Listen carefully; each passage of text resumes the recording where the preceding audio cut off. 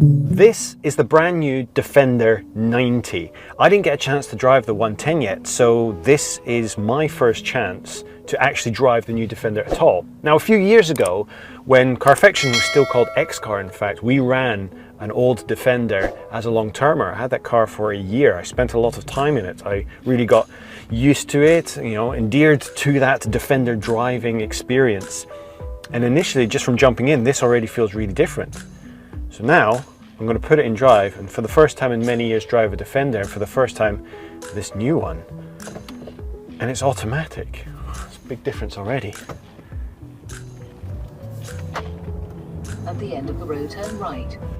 And it has sat-nav. There's certain things that you never thought you would see in a Defender, and built-in sat-nav was certainly one of them. What was previously a no-frills cabin experience has been replaced with digital displays, a cutting-edge infotainment system, an automatic gearbox, comfortable seats, and luxury leather cladding. There's optional air suspension which makes rough roads feel as smooth as silk, and there are various off-road modes to help you when the going gets tough. The new Defender now has a lot more in common with its brethren in the Land Rover lineup. But how much has it retained? That's the question that I want to answer. I've got some time in this car. This is a P400 version, and I'll have access to a P300 version a little bit later as well. We'll have on-roads, off-roads, and a little bit of track experience with it, just to kind of get a brief but comprehensive suite of driving scenarios with the car, just to feel how much has changed, how much has stayed the same, and how much I care about both. The 3-litre 6-cylinder engine of the P400, with just shy of 400 horsepower and just over 400 pounds-feet of torque, married to an 8-speed automatic gearbox, gives you plenty of power out on the road. And while the cabin noise is greater than you would expect from a modern Land Rover product, it's still way more refined than it ever was riding in the old Defender. Land Rover's infotainment systems have been a bit hit and miss up until now, but the latest iteration looks great and feels a lot more intuitive than before. The air suspension irons out rougher roads amazingly well, but it does contribute to a bit of body lean in tight, twisty roads. While that does take away slightly from the overall refinement of the drive on road, it did remind you that despite all of its comfort and curbside appeal, it was built to do something else. It really does feel like a modern car, but it retains those touches that makes it feel more, well, utilitarian, like a Defender. Still marrying it with our modern sensibilities for what we expect in a quality product. The cabin itself is chunky, utilitarian, grab handles and exposed rivets, but also leather clad and soft and fancy. It walks that line really, really well. There's little touches like looking in the rear view mirror and seeing the spare tire bolted to the back, the big chunky side mirror, seeing the foot tread on the bonnet there, that just, it reminds you of what a Defender should be. And although this leather cladding here and digital displays then somewhat undermine that again, on balance this feels rugged enough. It certainly feels way more utilitarian than a Velar or an Evoque, and this is the car of choice if you actually want to do something properly off-road with it. As part of my driving experience with the Defender 90, I got to take it to Land Rover headquarters and try it out on some of the test terrains they have there. First up was a high-speed circuit, which allowed me to do something with the Defender I have never done before. And because 2020 is what it is, inside Land Rover Test Centre I had to wear a mask at all times, so forgive the slightly muffled speech. Now, the one thing I absolutely never did in our old Defender was really put my foot down to see just how fast I could go. Partially because we were always on normal roads, and partially because, well, it's kind of terrifying going really quick in an old Defender. Yet here at Land Rover's headquarters I'm able to put my foot down. That's 122 miles an hour. This isn't public roads. This is something I never thought I'd ever do in a Defender. We are coming up to a bend though, so it's back on the brakes. And even if I brake quite firmly, that is not the expectation I would have got from firm braking down to 60 miles an hour from 120 in a Defender. Beyond the high-speed section, there were a few off-road sections that allowed me to get my first taste of off-road driving in the Defender 90. It allowed me to tackle some rougher terrain at slightly higher speeds than is strictly recommended. What I found is that the capability to tackle these less than perfect terrains was not in question. The biggest change in the new Defender, however, is not only the plethora of driver aids that are available to you, it's the fact you can't turn them fully off.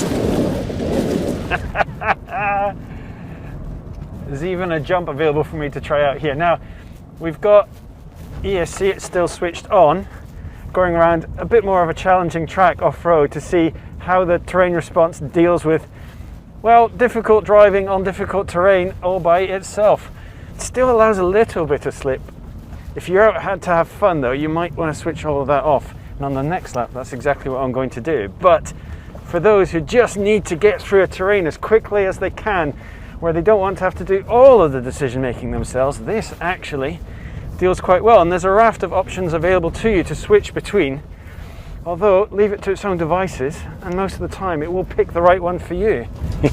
While trying to push the car into oversteer on some low grip sections, you know, for fun. If you had just too much steering lock applied, even with as much of the driver aids turned off as possible, the Defender still cuts the power, provoking understeer. With more time, I could have probably dialed in my technique and tried to provoke oversteer with more throttle and less steering, but it's clear that the days of fully unassisted driving in Land Rovers is behind us. Nevertheless, it was time to take the Defender 90 somewhere to really test its off-road capability. Okay, so fair enough. The new Defender has been equipped, or at least has the option of being equipped with a lot of driver aids that make driving a car like this in challenging conditions so much easier. But it would be nice to strip it back. So this, I've jumped in a P300, so it's the smaller engine, and this is just on coils, so no air suspension in this car. So this car is as stripped down as you can possibly get in the new Defender, and in fact as close to the old Defender as you can make the car.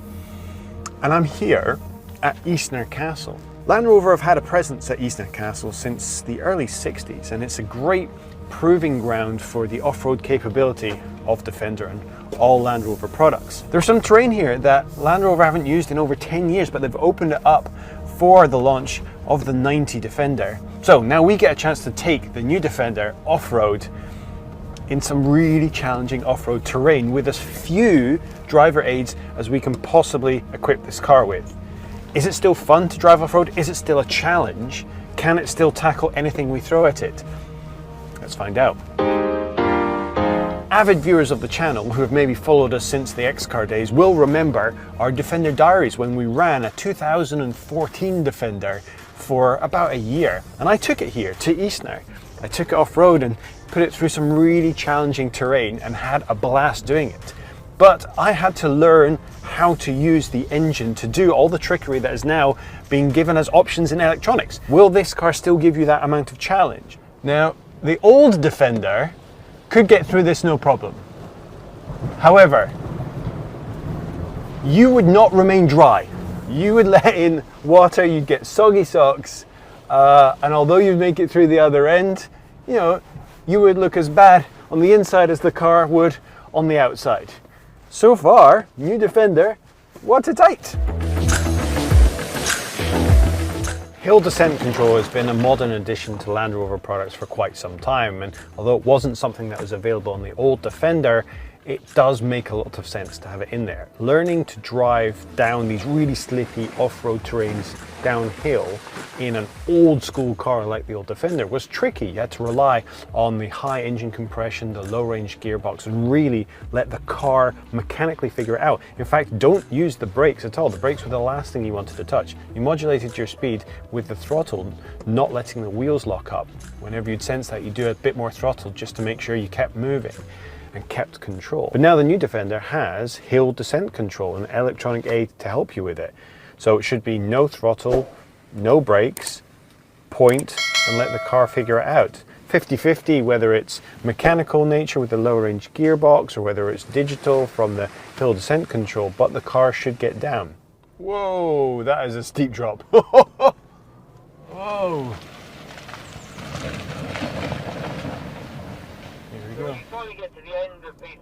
What the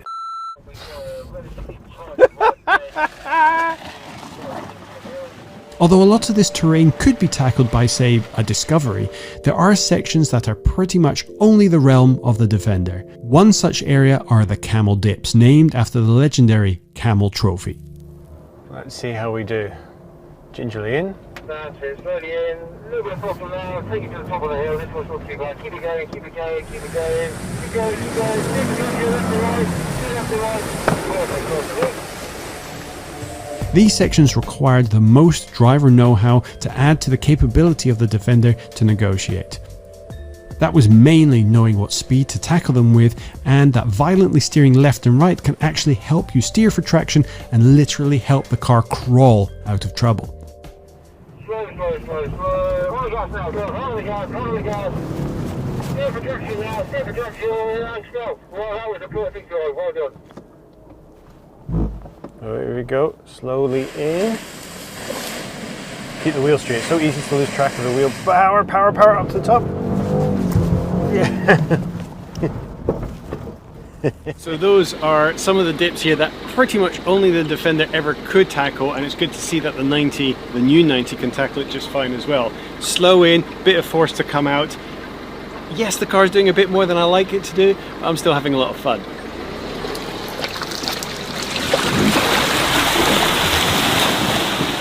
Obviously, the moment you give a cocky piece to camera, the next thing you immediately do is get stuck. But stuck is rarely properly stuck in a Defender, and a quick backup and a second attempt got me back out. So yes, new Defender does have more bells and whistles, can hold your hand a little bit more, but sometimes you still need to go old school. That steering for traction was the bit that got me out of those dips. You still had to put in the muscle work. Yeah, not everything relies on your ability as a driver, but there's still some work to be done. This is where the Defender had to shine, and it did exactly that. When I previously took our old Defender there, I needed an instructor in the car with me. I needed to get out and look at each obstacle ahead of time, assess the best way to tackle it, plan every part of how I would do so, and then proceed. Now, the extra capability the driver aids give you allow someone with just basic off-road capability to get themselves through almost anything. That's not to say that it's completely idiot-proof, but you'd certainly have to go out of your way to undo the new Defender. All in all, it was incredibly clear that the new Defender has lost absolutely nothing in terms of off-road capability. In my short time with the new Defender 90, I've managed to cram in quite a lot of different types of driving, from motorway to country back roads, small villages, a bit of green laning, a vast variety of off-roading in different terrains and different difficulties, and even some high-speed stuff out on a test track. And it's fair to say that the new Defender still holds that place in the Land Rover lineup of the most capable car. There are still some compromises to its comfort and noise, but everything that it's brought with it as a modern car help elevate it way beyond what the old Defender was. What have we lost? Maybe some of the ruggedness in the looks, but none of the capability of what it could do off-road. The challenges we threw it this afternoon out here at Eastnor show that not only can this car do everything the old Defender did, it can probably go places that car couldn't. That's all down to the extra help the car is now able to give you as a driver, and some might say that that takes away from the essence of driving a Defender. And yes, if you only ever drove one for fun to really challenge yourself, then maybe this isn't the car for you. But in terms of a car that can go anywhere and do anything, the Defender 90 has satisfied me completely. And as good as the new Defender looks, and it looks brilliant when it's clean, it looks 10 times better when it's muddy.